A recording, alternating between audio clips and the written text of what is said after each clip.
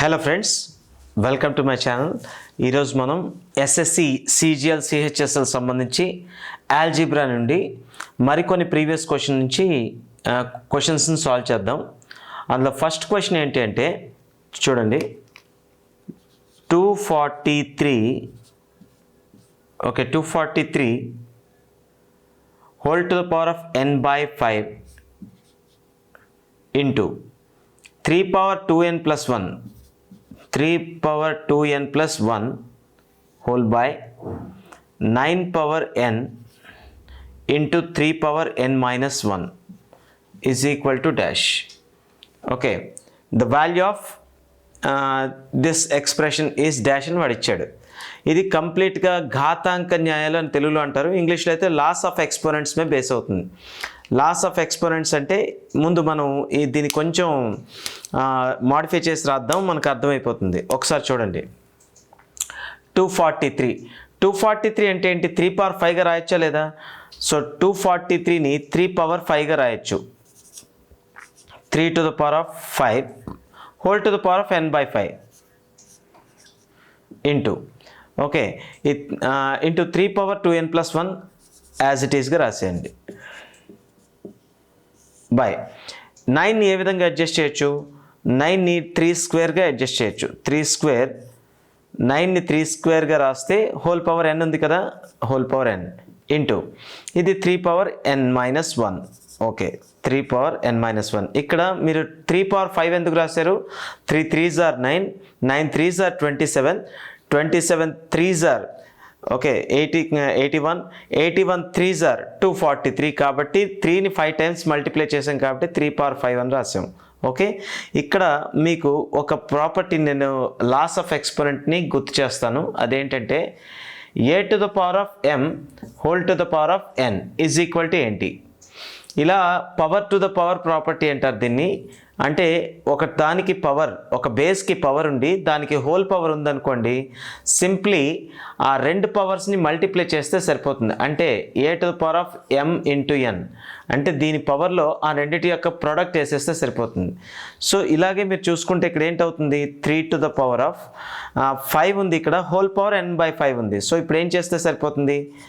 5 into n by 5ని దీని పవర్లో సెట్ చేస్తే సరిపోతుంది, అంతేనా? Into 3 to the power of 2n plus 1. Okay, ఈ ప్రాపర్టీ అందరికి అర్థమైనట్టే కదా, ఇక్కడ నేను రబ్ చేస్తున్నాను. 2n plus 1. ఓకే, నెక్స్ట్ ఇది కూడా అంతే కదా, 3 square whole to the power of n అంటే దాని మీనింగ్ ఏంటి? a to the power of m whole to the power of n. అప్పుడు nని మల్టిప్లై చేసేయచ్చు, 2nని మల్టిప్లై చేసేయచ్చు. అంటే ఎంత అవుతుంది? 3 power 2 into n into 3 power n minus 1. ఇక్కడ 5 and 5 క్యాన్సిల్ అయిపోతాయి. ఓకే, ఇక్కడ మనకి మిగిలింది ఏంటి? సో ఫైనలీ ఇక్కడ మనకి మిగిలింది ఏంటి అంటే 3 to the power of n into 3 to the power of 2n plus 1. Okay, by 3 to the power of ఇది ఎంత? 2n into 3 to the power of n minus 1. ఇక్కడ మీకు తెలియాల్సింది ఏంటంటే మీకు ఇంకొక ప్రాపర్టీ ఉంది, అదేంటంటే a to the power of m into a to the power of n is equal to, ఎప్పుడైనా 2 ఎక్స్పోనెంట్ వాల్యూస్ మల్టిప్లై చేస్తున్నాం అంటే 2 పవర్స్ని మల్టిప్లై చేస్తున్నాం, మల్టిప్లై చేసేటప్పుడు ఒకవేళ బేస్ సేమ్ ఉందనుకోండి, అప్పుడు ఏం చేయొచ్చు అంటే సేమ్ బేస్ని, కామన్ బేస్ని రాసేసి పవర్స్ని యాడ్ చేసేయచ్చు. అంటే ఏంటి? a to the power of m plus n. ఇది లాస్ ఆఫ్ ఎక్స్పోనెంట్స్. అర్థమైందా లేదా? కామన్ బేస్ ఉన్న రెండు ఎక్స్పోనెంట్స్ని మల్టిప్లై చేసేటప్పుడు ఓకే వాటి పవర్స్ని యాడ్ చేస్తే సరిపోతుంది. క్లియర్? సో ఇక్కడ చూడండి, అప్పర్ పార్ట్లో మీరు చూసుకున్నట్లయితే 3 to the power of n into 3 to the power of 2n plus 1. ఇక్కడ 3 కామన్ బేస్ మల్టిప్లై చేస్తున్నాం ఇంటూ, కాబట్టి ఏం చేసేయచ్చు మనం? ఈ పవర్లు యాడ్ చేసేయచ్చు. అంటే ఎంత అవుతుంది? 3 to the power of n plus 2n plus 1. అయితే ఇది నేను ఎక్కువ స్టెప్స్ రాయడం నాకు ఇష్టం లేదు. n plus 2n అంటే ఎంత అవుతుంది? 3n కదా. ఓకే, 3n ఈ రెండింటిని యాడ్ చేస్తే 3n అవుతుంది ప్లస్ 1. సో కాబట్టి ఇక్కడ రాసేద్దాం. అదెంతంటే 3n plus 1 బై ఇక్కడ మళ్ళీ ఎంత అవుతుంది చూడండి, 3 to the power of 2n. Okay, into 3n-1 ఈ రెండు మల్టిప్లై చేస్తున్నాం. ఇక్కడ బేసిల్స్ ఏమున్నాయి కాబట్టి ఎక్స్పోనెంట్స్ అంటే పవర్స్ ఏంటవుతాయి అంటే యాడ్ అవుతాయి. పవర్స్ యాడ్ అయితే ఎంత అవుతుంది 2n + n-1. 2n + n-1 అంటే ఎంత అవుతుంది 3n-1 అంతేనా.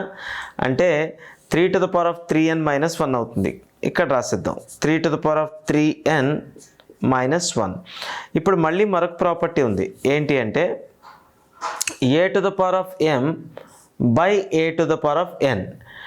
రెండు ఎక్స్పోనెంట్ వాల్యూస్లో ఒకదాన్ని ఇంకోటి డివైడ్ చేస్తున్నప్పుడు రెండిటికి బేస్లు ఈక్వల్గా ఉన్నాయనుకోండి, పవర్స్ సబ్ట్రాక్ట్ చేస్తే సరిపోతుంది. అంటే అర్థం ఏంటి a⁴m-n అంటే ఈ పవర్లోంచి ఇది తీసేస్తే సరిపోతుంది.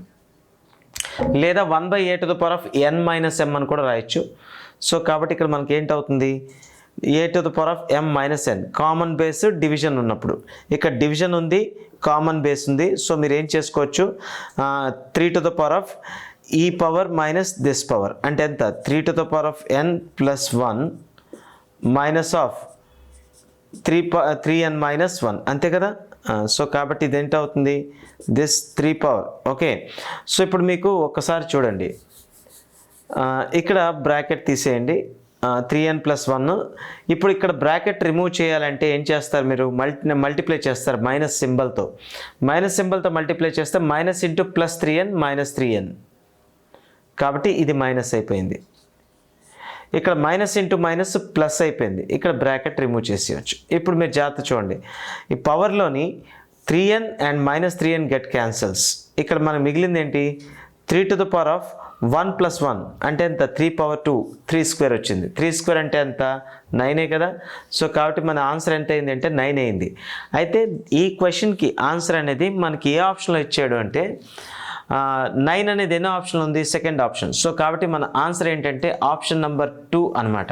ఓకే, అయితే మీరు జాగ్రత్త చూడండి, ఇందులో మనం లాస్ ఆఫ్ ఎక్స్పోనెంట్స్లో 3 లాస్ని వాడాం. ఏంటది a⁴m whole to the power of n is equal to a⁴mn, అలాగే a⁴m into a⁴n is equal to a⁴m+n, అలాగే a⁴m డివైడెడ్ బై అంటే బై అని రాసుకోవచ్చు, అంటే ఇక్కడ ప్లేస్ లేదు కదా, by a⁴n is equal to a⁴m-n.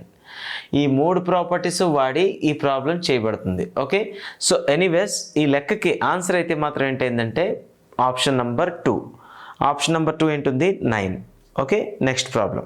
So next problem కూడా ఏంటి అంటే లాస్ ఆఫ్ ఎక్స్పోనెంట్స్ మీదే బేస్ ఇచ్చాడు.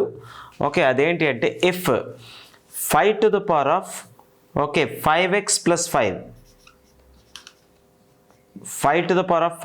+ 5 is equal to 1, then x is equal to dash. x value find చేయాలి. ఇది మనం ఫైండ్ చేయాల్సిన వాల్యూ, ఇది గివెన్ వాల్యూ. ఇందులో ఏమీ లేదు, చాలా సింపుల్ అడ్జస్ట్మెంట్ చేసుకోవచ్చు. ఏంటి అంటే ఫస్ట్ ఇదేంటి 5⁵x + 5. 1 అంటే చూడండి any power 0 is equal to 1. Laws of exponents మనకు తెలుసు కదా, ఏ నంబర్కైనా పవర్లో 0 ఉంటే ఆ ఎక్స్పోనెంట్ వాల్యూ అనేది 1 అవుతుంది. ఓకే, సో ఇప్పుడు అలాగే మీరు చూస్తే ఇక్కడ ఈ 1ని మనం ఎలా అడ్జస్ట్ చేయొచ్చు 5⁵0 అని రాయొచ్చుగా. అంటే 1ని 5⁵0గా రాయొచ్చు కదా, 5⁵0 = 1. సో సరిపోయింది కదా, నో వాల్యూ చేంజ్. ఇది ఇలాగే రాసాం, ఈ 1ని 5⁵0గా రాసాం. సో ఇప్పుడు మీకు ఒక లాస్ ఆఫ్ ఎక్స్పోనెంట్స్లో ఇంకొక లా ఉంది. ఏంటి అంటే okay a⁴m is equal to a⁴n. అంటే 2 ఎక్స్పోనెంట్ వాల్యూస్ ఎలా ఉన్నాయంటే ఈక్వల్గా ఉన్నాయి. 2 ఎక్స్పోనెంట్ వాల్యూస్ ఈక్వల్గా ఉండేటప్పుడు వాటి బేసెస్ ఈక్వల్ అయ్యాయి అనుకోండి, పవర్స్ ఆటోమేటిక్గా ఈక్వల్ అయిపోతాయి. అంటే దాని అర్థం ఏంటి a⁴m is equal to a⁴n అయితే m ఈక్వల్ టు n అవుతుందన్నమాట. ఓకే, సో ఈ ప్రాపర్టీని బేస్ చేసుకుంటే ఇక్కడ మనకి బేసెస్ రెండు ఈక్వల్గా ఉన్నాయి కాబట్టి ఆటోమేటిక్గా పవర్స్ కూడా ఏమవుతాయంటే ఈక్వల్ అవుతాయి. So therefore 5x + 5 is equal to 0. So మనకి కావాల్సిన వాల్యూ అంటే x కాబట్టి ఈ 5 అటు పట్టుకెళ్తే -5 అవుతుంది. So 5x equal to -5. Okay, ఇప్పుడు ఈ 5ని ఇటు పట్టుకొస్తే డివైడ్ చేస్తుంది కాబట్టి ఇక్కడి నుంచి డైరెక్ట్ కట్ చేసేయచ్చు కదా. 5 కట్ చేస్తే -1. So x is equal to ఎంత అవుతుందంటే -1. ఓకే, సో ఈ -1 అనేది మనకి ఇచ్చిన ఆప్షన్లో ఎక్కడుంది అంటే ఆప్షన్ నెంబర్ 2 అనమాట. సో కాబట్టి మన ఆన్సర్ ఏంటి? Option number 2. Okay, option number 2 is answer. ఇంకో క్వశ్చన్ చూద్దాం. ఇప్పుడు మనం ఇంకో క్వశ్చన్ చూద్దాం. ఆ క్వశ్చన్ కూడా చాలా సింపులే. ఇఫ్ చూడండి ఇక్కడ రాస్తున్నాను, if 2p by okay p² -2p + 1 is equal to 1/4 then the value of p not equal to 0, ఇక్కడ p అనేది 0 కాదు, బ్రాకెట్లో ఇచ్చాడు. దెన్ వాల్యూ ఆఫ్ ఏంటి అడిగాడు మనకి? p + 1/p is equal to dash. Value p + 1/pది ఫైండ్ చేయాలి. ఓకే, సో వాడు ఇచ్చింది కండిషన్ ఏంటి అంటే ఇది ఇచ్చాడు. సో మనం ఏం చేయక్కర్లేదు, సింపుల్ ఏం చేస్తే సరిపోతుందంటే క్రాస్ మల్టిప్లికేషన్ చేసేయండి. క్రాస్ మల్టిప్లికేషన్ చేస్తే ఏమవుతుంది అంటే 4 × 2p 8p కదా, 8p is equal to p² - 2p + 1 × 1 అంటే ఇదే యాజ్ ఇట్ ఈస్గా వచ్చేస్తుంది. అంటే p² - 2p + 1 × 1 కాబట్టి సేమ్. ఓకే, ఇప్పుడు ఈ 8pని ఇటు తీసుకొచ్చేసాం అనుకోండి, నేను ఈ ఎక్స్ప్రెషన్ ఇటు పక్క రాస్తాను. అప్పుడు ఏమవుతుంది? p² - 2p + 1 is equal to 8p. Okay, ఒకసారి చూడండి. ఇప్పుడు ఈ 8pని ఇటు తీసుకొచ్చేసాం అనుకోండి, -8p అవుతుంది కదా. ఓకే, -8p అయింది అనుకోండి, అప్పుడు మనం ఈ ఎక్స్ప్రెషన్ ఈ ఈక్వేషన్ ఎలా రాయొచ్చు? p² - 2p, ఇక్కడ ఇటు నుంచి 8p వస్తే -8p అయింది. ఓకే, సో కాబట్టి -2p -8p రెండు యాడ్ అయితే -10p అవుతుంది. +1 is equal to 0. ఇప్పుడు చిన్న అడ్జస్ట్మెంట్ చేయాలి. వాడు అడిగిన వాల్యూ ఏంటి అంటే p + 1/p అడిగాడు. సో మీరు ఏం చేస్తే సరిపోతుందంటే సింప్లీ ఈక్వేషన్ని బోత్ సైడ్స్ pతో డివైడ్ చేసేయండి. బోత్ సైడ్స్ ఒకే కాన్స్టెంట్ వాల్యూతో డివైడ్ చేస్తే ఈక్వేషన్ మారదు కదా. ఎస్, ఈక్వేషన్ వాల్యూ మారదు, ఎందుకంటే ఈ p కట్ చేస్తే మళ్ళీ ఈక్వేషన్ సేమే ఉంటుంది కాబట్టి. ఓకే, సో కాబట్టి ఇక్కడ 0/p is 0 itself. మనకి ఇక్కడ p అనేది డివైడ్ చేసేటప్పుడు p అనేది ప్రతి టర్మ్కి డివైడ్ చేస్తే ఏమవుతుంది? p² / p -10p/p + 1/p అంతేనా? p² / p -10p/p + 1/p is equal to ఎంత? 0నే కదా అర్థం. సో ఇప్పుడు మీకు ఏమవుతుంది? ఇక్కడ p కట్ అయింది, ఇక్కడ 1p క్యాన్సిల్ అయింది ఇక్కడ. సో జాగ్రత్త చూడండి, p -10 + 1/p is equal to 0 కదా RHSలో. సో ఇప్పుడు ఒకసారి చూడండి, ఈ -10ని అటుపక్క షిఫ్ట్ చేయండి. షిఫ్ట్ చేస్తే ఏమవుతుంది? p ఇక్కడ +1/p remind. Okay, p + 1/p is equal to -10 అటువైపు వెళ్తే ఏమవుతుంది? +10. ఓకే, సో కాబట్టి p + 1/p వాల్యూ ఎంత అయింది అంటే +10 అయింది, అంటే 10 అయింది. ఓకే, సో కాబట్టి మనకి ఇచ్చిన ఆప్షన్లో 10 ఉందా లేదా? ఉంది. ఎన్ని ఆప్షన్ ఉంది? Option number 3. సో కాబట్టి ఈ ప్రాబ్లంకి ఆప్షన్ నెంబర్ 3 ఆన్సర్ అనమాట. ఓకే, ఇంకో క్వశ్చన్ చూద్దాం. ఇప్పుడు మనం ఇంకో ప్రాబ్లం చూద్దాం. ఇది కూడా చాలా సింపులే. అదేంటి అంటే if 1/4 × 2/6 × 3/8 × 4/10 × 5/12 so on up to 31/64 equal to 1/2 power x. Then find the value of x. Okay, ఇది అడిగాడు. అయితే ఒకసారి చూడండి, ఇక్కడ మనకి ఇది క్లియర్ కట్గా అర్థమవుతుంది ఏంటంటే ఇవన్నిటిని సింప్లిఫై చేస్తే 1/2 పవర్ సంథింగ్ వచ్చే ఫార్మ్లో ఉంది ఇదంతా.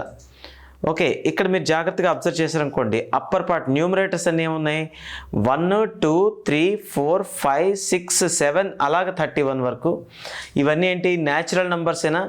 అలాగే డినామినేటర్స్లో ఏమున్నాయి? 4 6 8 10 12 14 అలా 64 వరకు.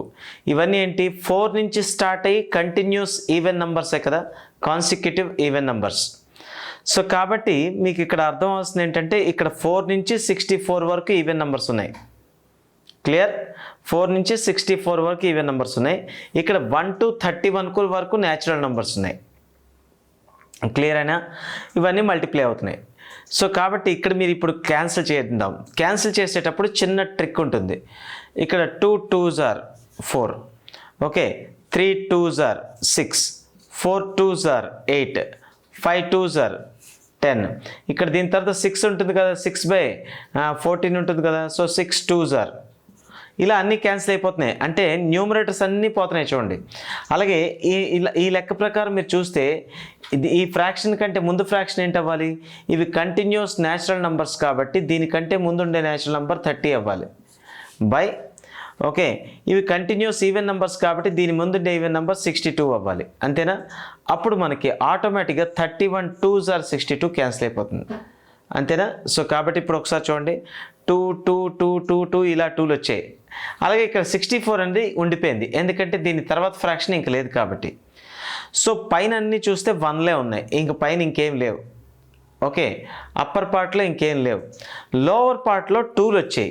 ఎన్ని 2లు వచ్చాయి అంటే 4 నుంచి మొదలెట్టి 62 వరకు ఎన్ని ఈవెన్ నెంబర్స్ ఉన్నాయో అన్ని 2లు వచ్చాయి. అంతేనా కాదా? చూడండి, 4 6 8 10 12 14 అలాగా 62 వరకు ఎన్నైతే ఈవెన్ నెంబర్స్ ఉంటాయో, ఓకే, అన్ని నెంబర్లు వచ్చినట్టు లెక్క. ఓకే, సో యాక్చువల్లీ ఎన్ని ఈవెన్ నెంబర్స్ ఉండాలి? 31 ఈవెన్ నెంబర్స్ ఉండాలి. ఇప్పుడు 2 నుంచి స్టార్ట్ అవుతాయి. అంటే ఒకవేళ ఇక్కడ నుంచి చూడండి 2 4 ఇలాగ వచ్చేది ఎంత? 62 వరకు వచ్చేది ఈవెన్ నెంబర్స్ ఎన్ని అవుతాయి? 31 ఈవెన్ నెంబర్స్ అవుతాయి. కానీ ఇక్కడ 2తో స్టార్ట్ అయిందా, 4తో స్టార్ట్ అయిందా? 4తో స్టార్ట్ అయింది. కాబట్టి ఇక్కడ ఎన్ని ఈవెన్ నెంబర్స్ ఉన్నాయి? 30 ఈవెన్ నెంబర్స్ ఉన్నాయి. అంతేనా? అంటే అప్పుడు దాని అర్థం ఏంటి? ఇక్కడ క్యాన్సిల్ చేయగా ఎన్ని 2s ఉంటాయి?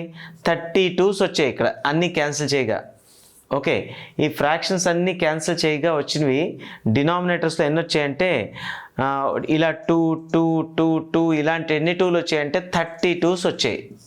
ఓకే, అలాగే 1/64 ఇంకా ఉన్నది. సో కాబట్టి దీన్ని మనం ఎలా రాయొచ్చు అంటే 1 ఈ 2లు ఎన్ని ఉన్నాయంటే 2 × 2 × 2 × 30 2s కాబట్టి 30 టైమ్స్ మల్టిప్లై చేసాం కాబట్టి 2^30. క్లియర్? 2^30 ఇంటూ ఇక్కడ 1 అయిపోయింది, ఇక్కడ 1/64. 1/64 ఈక్వల్ ఎంత?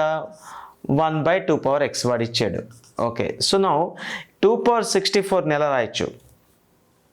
ఓకే, 2^64ని ఎలా రాయొచ్చు అంటే 2^6 అని రాయొచ్చా లేదు? సారీ, 2^64 కాదు, sorry 64.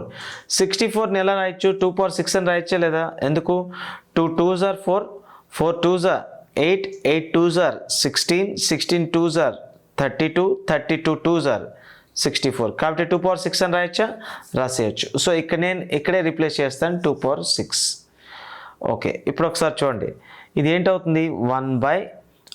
2^30 into 2^6 is equal to 1/2^x. Okay, so clear కట్గా చూడండి. ఇప్పుడు ఇది a⁴m ఇంటూ a⁴n. అంతేనా? a⁴m into a⁴n is equal to ఏంటవుతుంది? మల్టిప్లై చేసేటప్పుడు బేస్లు సేమ్ ఉంటే పవర్లు యాడ్ చేసేయచ్చు, అంటే a⁴m + n. ఓకే, సో కాబట్టి మీరు ఏంటి రాసేయచ్చు ఇక్కడ? 1/2^30 + 6 అంటే 2^36 అనే కదా, ఈజ్ ఈక్వల్ టు 1/2^x. చూడండి, 1/2^36 ఈక్వల్ టు 1/2^x. ఈ రెండు సిమిలర్గా ఉన్నాయి కదా, అంటే ఇక్కడ 2^36 వచ్చింది, ఇప్పుడు ఇక్కడ 2^x ఉంది, అంటే x వాల్యూ ఎంత అని అర్థం? ఆటోమేటిక్గా 36 అని అర్థం.